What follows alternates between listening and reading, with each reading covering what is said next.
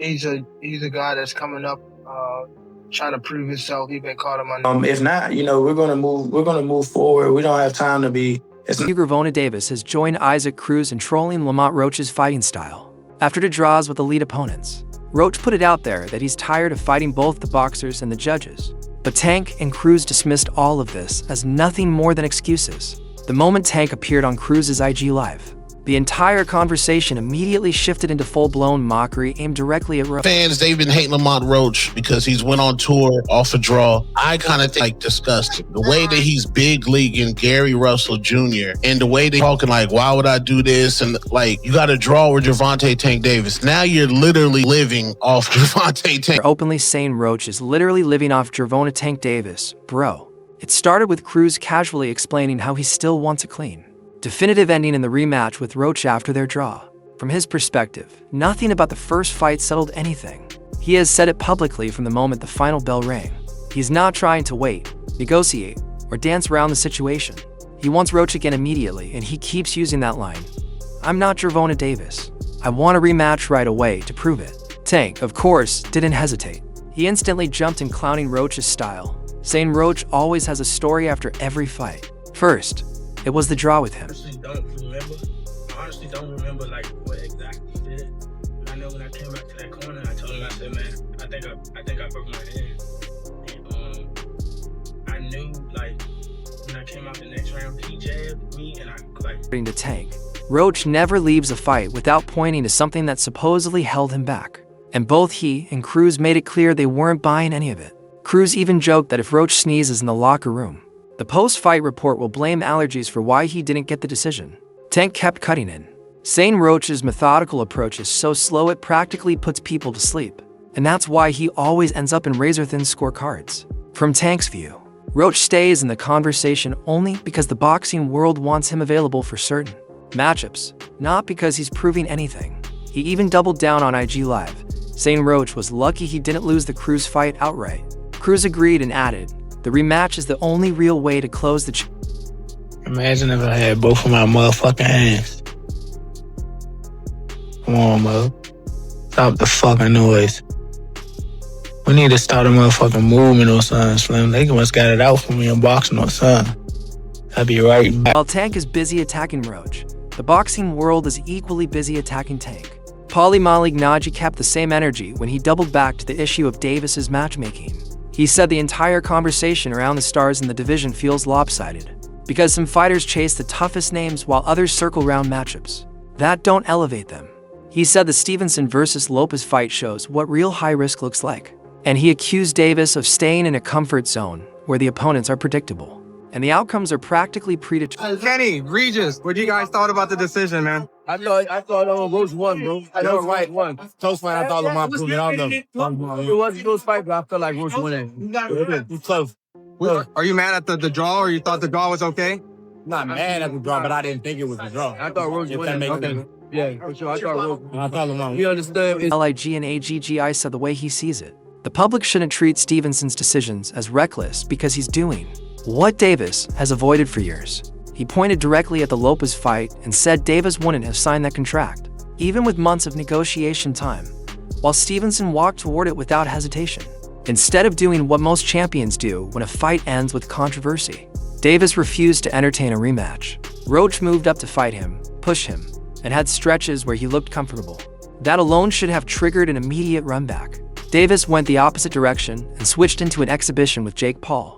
Then the legal issues involving his ex-girlfriend shut that event down and left him without a fight date or a meaningful plan. The division kept moving, new matchups kept forming, and Davis stayed inactive.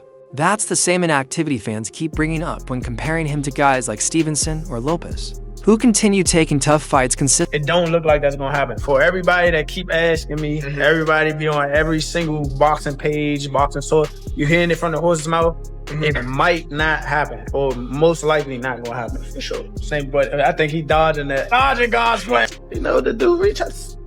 If you wanna fight or you don't, simple. That's it. Every time Davis goes live or comments online, people flood the chat asking when he's stepping in with real threats again. So, when he and Cruz sat on IG Live joking about Roach's output and his habit of complaining after close fights, Plenty of viewers threw the same criticism back at Davis.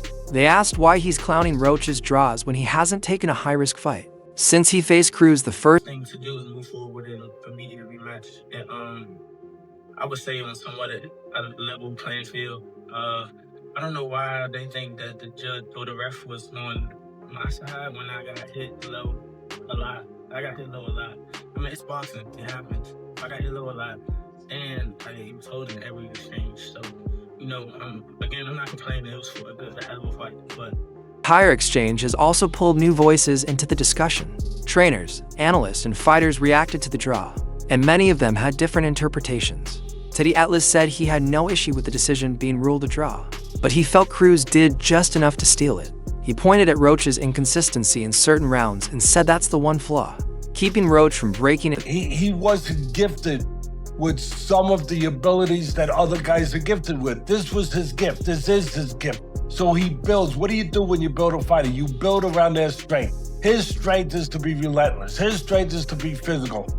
His strength is to be, always coming forward. To Atlas, Roach allows his opponents to outwork him in moments where he should be controlling the pace, and those lapses open the door for close scorecards. Atlas predicted Cruz would win, so he didn't feel the outcome was far from his expectations.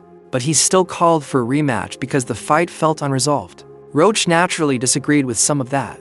He said he did what he needed to do to pull ahead in the middle rounds and survive the later ones with an injury. Interesting. Roach he's the better technical fighter. Let's get that out of the way. He's the purist. He's the sweet science guy, right? But he's also the guy who's probably not as much fun to watch as Cruz. We love Cruz. Not that Roach ain't fun to watch. I love to watch a surgeon at work, and he could be a surgeon. I love to watch. He wasn't trying to lean on the injury as an excuse, but he wanted fans to understand why his rhythm changed halfway through the fight. He mentioned landing nearly 200 punches despite the hand injury and pointed to his accuracy as proof that he controlled the action in the moments that mattered. I think Roach handled even the knockdown really well. Instead of what most people would do, forcing, holding, stuff like that. They really stay composed and blocked everything, So, they come on to, even those early rounds, he was still doing good. It was just, like I said, he didn't stop people from challenging him, especially after Cruz and Davis kept repeating the same line about Roach only being hurt when the cards don't go his way. Other fighters joined in, too. Errol Spence Jr. watched the fight and said he thought Cruz edged it. Stevenson said the opposite. Shocker believes Roach did enough and deserved the nod, since Stevenson is moving up soon to fight Teofimo Lopez for the WBO belt at 140. His words carried more weight. Fans love quoting fighters who compete at the same level, and Stevenson's comment sparked another round of debates. Some argued he was biased.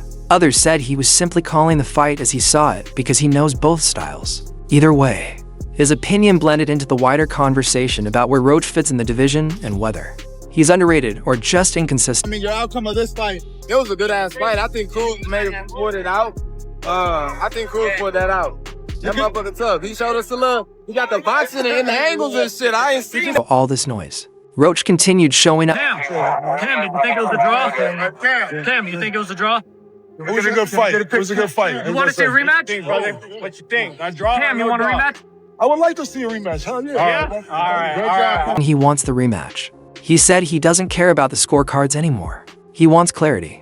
He wants a result so obvious that everyone in the arena sees it without commentators influencing the public, without slow-motion replays shifting the narrative, and without judges struggling to split hairs on close rounds. He said he respects Cruz, but believes he can win clean. The issue now is his hand needs time. He fought through pain and still produced the numbers, but recovery is going to delay his timeline. From there, what's up with the next fight? What's going on? Shit, but just wait. Constantly was up with Lamont Roach. I seen that, bro. You talking shit, bro, or you really want that work, bro? Dead ass Serious. Dead ass. You think it's gonna happen, or you not sure, bro? Duggan? Nah, I wouldn't say he ducking, but I just the fight don't make sense right now. Yeah. So it probably won't happen for maybe a year. But definitely want that. Anybody else that would. In the middle of all this, Floyd Mayweather has decided to push Carmel Modone toward Roach. He has spoken about Modone the same way he once spoke about a young Gervonta Davis, saying the kid has the IQ, patience, and natural sharpness that only appears once every decade. So, when the Davis-Roach rematch fell apart again, Mayweather saw the opening and didn't hesitate. Posting the mock fight poster was his way of letting the division know He isn't waiting for schedules to clear or for rankings to move slowly. He wants Modone in a major fight now, and he's ready to bankroll it himself if that's what it takes to get Roach to sign. Roach responding directly was the part nobody expected. Instead of ignoring it, instead of playing it strictly business, he fired back with a joke that carried just enough edge to show he isn't intimidated by Mayweather's involvement, telling Floyd to set it up with him instead and jokingly inviting Mayweather to fight. Flip the attention back onto Roach. He made it clear he isn't ducking Modone, but he also isn't letting anyone spin the narrative like he's supposed to feel pressured by a teenager with 8 pro fights. His message was simple: if the fight is serious, they can talk. If Mayweather I'm gonna tell you like this, like Carmelo's been fighting, sparring and everything, world champion and all this stuff, right? But still, it is still like too premature for all this because I'm not, this is me personally, and this is coming from a dude that literally rushed his career. I'm not too adamant on people rushing their career. Yeah. Especially young fighters, you know? But regardless,